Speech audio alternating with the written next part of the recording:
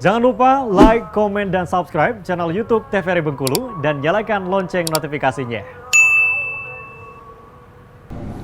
Balik lagi di Opini Obrolan Pagi ini. Pemirsa, masih dengan tema yang sama, yaitu musik bahasa universal. Dan masih bersama dengan orang yang sama juga, yaitu masih bersama dengan Bapak Henderman. Bapak, kita lanjutin nih, tadi tempat tertunda. Nah pemirsa, jadi Bapak ini sudah menulis lagu juga sudah banyak ya Pak ya. Untuk lagu daerah sudah ada 5 album. Udah ada 5 album. Dan tadi nih sempat tertunda Pak, aku tanyain bagaimana nih caranya Bapak untuk menciptakan sebuah lagu itu, biasanya berapa lama, apa aja persiapannya itu Pak? Kalau lama ini relatif ya. Oh relatif. Tapi saya orang yang tidak cepat membuat, banyak pertimbangan. Pertama saya cari judul-judul yang menarik. Ini kira-kira kalau saya buat, saya tulis judul ini ke depannya kira-kira seperti apa. Jadi ada satu hal yang perlu saya pertimbangkan. Jadi memang baik di segi estetikanya, sebagai apa, di segi artnya juga saya pertimbangkan itu.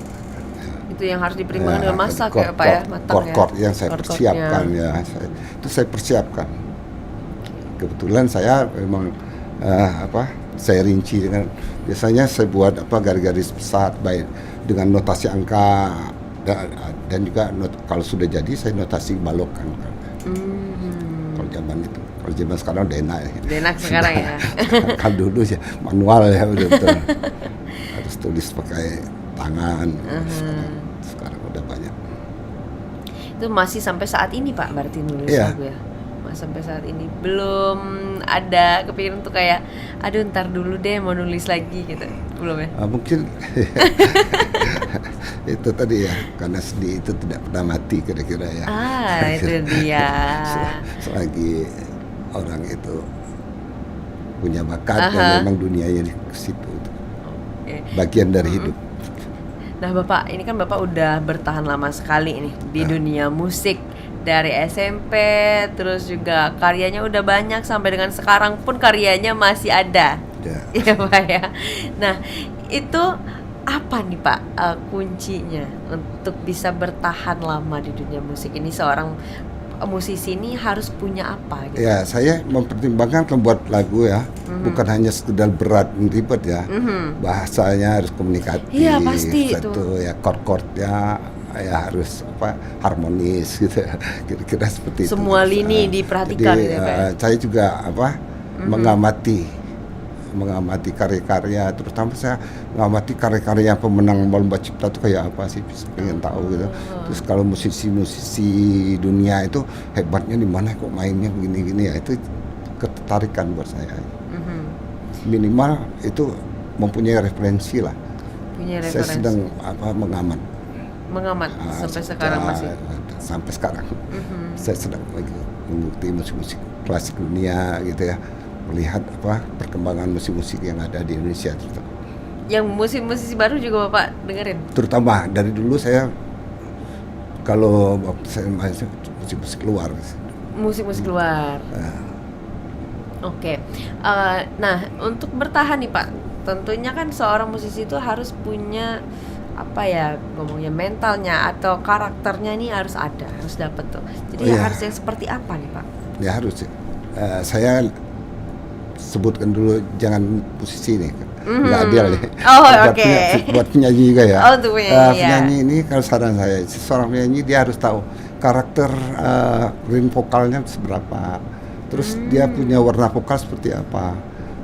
Jadi dia bisalah melihat apa yang sudah beredar, cocoknya saya pas dengan lagu ini. Itu kalau bisa jangan dirubah-rubah, ikuti aja. Nggak mungkin kan, walaupun seorang Vina Vanduwina tahu bagus suaranya, nggak mungkin dia cocok dengan karakternya Ebit.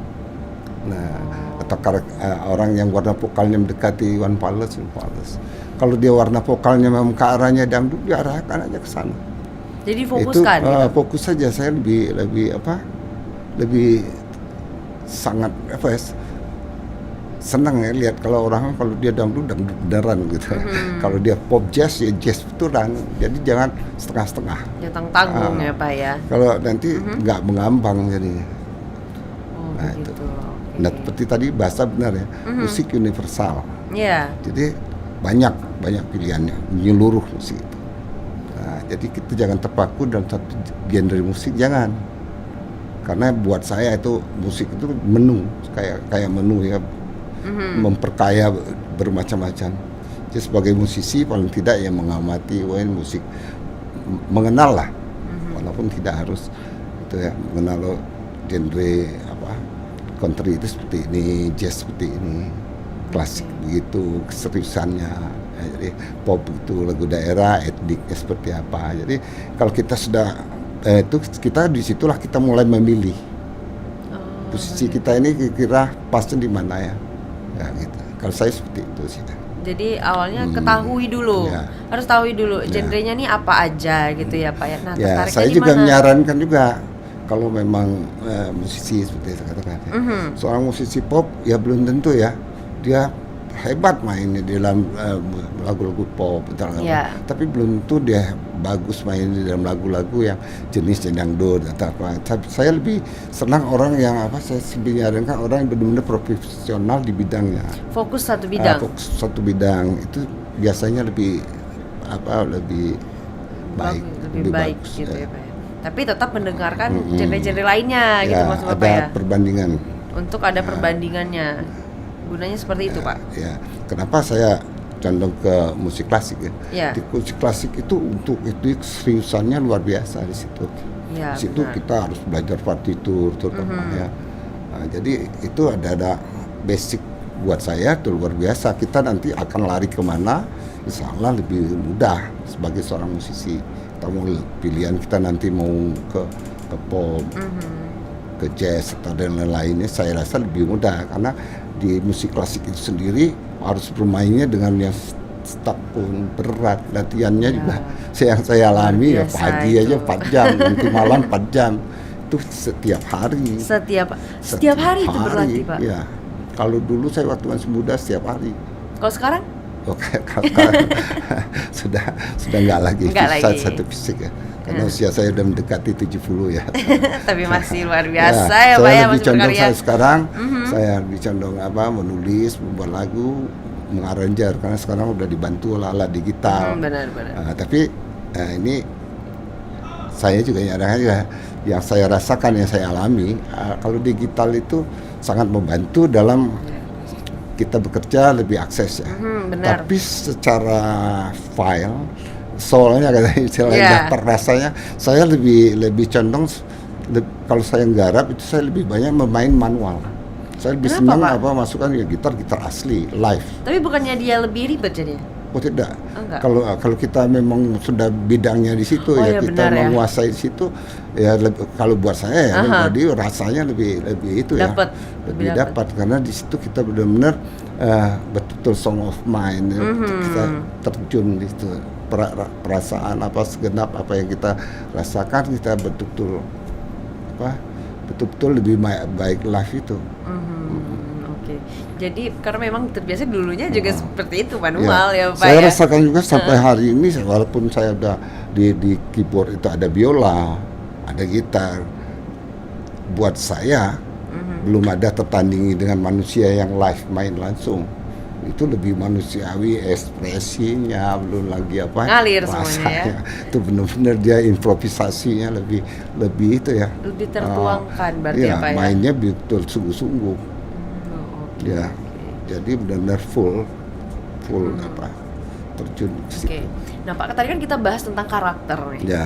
Tentang karakter seorang musisi itu apapun posisinya harus memiliki karakter. Ya. Sebenarnya karakter itu gimana untuk cara untuk menumbuhkannya? Nah gitu, ini untuk tidak menciptakannya? semua, saya rasa tidak semua seniman yang mendapat karakter ya.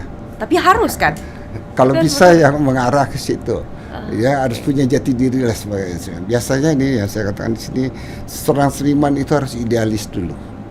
Harus Nah, idealis. kalau dia sudah tidak idealis, biasanya udah ikut-ikutan aja tuh.